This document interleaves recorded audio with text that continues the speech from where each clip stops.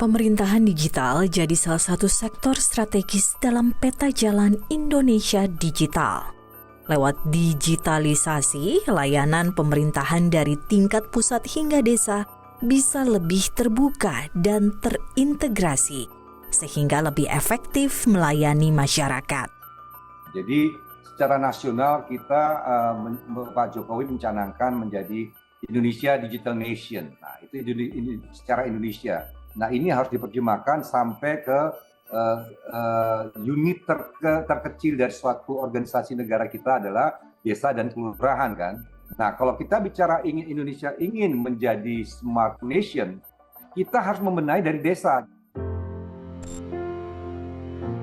Kementerian Desa Pembangunan Daerah Tertinggal dan Transmigrasi 2020 lalu mencatat ada 233 desa digital di Indonesia. Sebagian desa mengembangkan inovasi digitalnya secara mandiri. Sebagian lagi mendapat pendampingan dari pemerintah melalui Kementerian Desa PDTT dan Kominfo. Dalam hal ini, aplikasi digital desa dibangun oleh pemerintah. Aplikasi untuk melayani warga. Namun secara keseluruhan rencana ke depan itu ada 6 pilar dari Smart Village sama seperti Smart City itu. Karena tujuannya nanti ada koneksi antara desa-desa, kita menyebutnya desa cerdas gitu ya. Jadi ada tentang government, kemudian tentang ekonomi, tentang lingkungan, smart lingkungan gitu, kemudian infrastruktur ya, sosial dan budaya. Kementerian Desa PDTT mendorong tiap desa bisa memaksimalkan dana desa untuk membangun digitalisasi layanan desa. Menganjurkan supaya desa menggunakan dana desa dan APBDes untuk keperluan itu. Saat ini misalnya ya, APBDes itu seluruh Indonesia. Jadi ini bukan soal dananya nggak ada, tapi artinya belum dianggap kebutuhan sebetulnya oleh desa sendiri.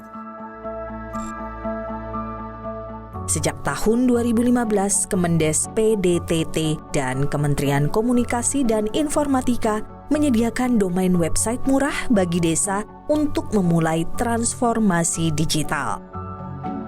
Desa mana desa yang membutuhkan biar sekaligus ada rekomendasi dari Kementerian Desa sehingga Kominfo langsung bisa memberikan akses gitu.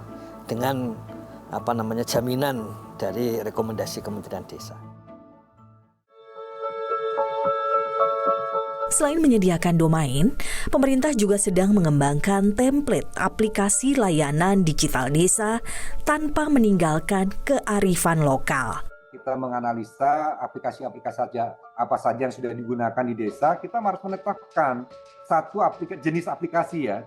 Aplikasinya satu supaya seragam tadi bahwa di dalam keseragaman itu kan pasti ada keunikan juga. Desa ini desa pesisir pasti mengumpulkan datanya kan berbeda dengan desa di pegunungan. Jadi di desa pun hanya perlu satu aplikasi tapi sudah punya semua fitur-fitur yang dibutuhkan. Dan ada budgetnya dari pemerintah lewat. Menurut Betty Purwandari, pakar e-government dari Universitas Indonesia, tampilan muka layanan digital harus dibuat senyaman mungkin bagi warga desa. Mereka sebetulnya sangat semangat ya, tapi ketika aplikasi desanya kembali berbasis web, itu gagap mereka ya, karena user interface-nya antar mukanya tidak senyaman aplikasi-aplikasi komersial. Produk digital yang dikembangkan juga harus aman dan sesuai dengan karakter masyarakat desa. Sebagai contoh, Betty menganalisa website Desa Pasar Jati yang dikembangkan secara mandiri. Di sini menarik bahwa seseorang itu bisa meminta surat keterangan tapi tidak perlu registrasi dulu. Sedangkan standarnya adalah kalau kita memang mau meminta data dari seseorang, baiknya kan seseorang registrasi dulu, kemudian di-verify. Biasanya memang ada halaman kontak gitu ya.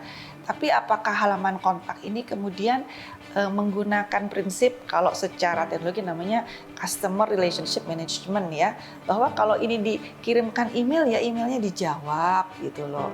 Atau kalau memang berapa banyak sih masyarakat desa yang sehari-hari menggunakan email, mereka mungkin lebih sering menggunakan WhatsApp atau mungkin SMS. Jadi kalau memang mau membuka komunikasi dengan masyarakat desa, halaman kontaknya jangan email, tapi kanal komunikasi yang memang digunakan sehari-hari oleh masyarakat desa.